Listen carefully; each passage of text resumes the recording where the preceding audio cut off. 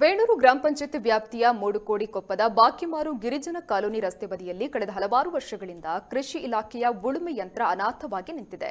ಕೃಷಿ ಇಲಾಖೆಯು ವೇಣೂರು ರೈತ ಸಂಪರ್ಕ ಕೇಂದ್ರದಲ್ಲಿ ಭತ್ತದ ಕೃಷಿಗೆ ಪ್ರೋತ್ಸಾಹ ನೀಡುವ ನಿಟ್ಟಿನಲ್ಲಿ ಈ ಯಂತ್ರವನ್ನು ಬಾಡಿಗೆಗೆ ನೀಡಿತ್ತು.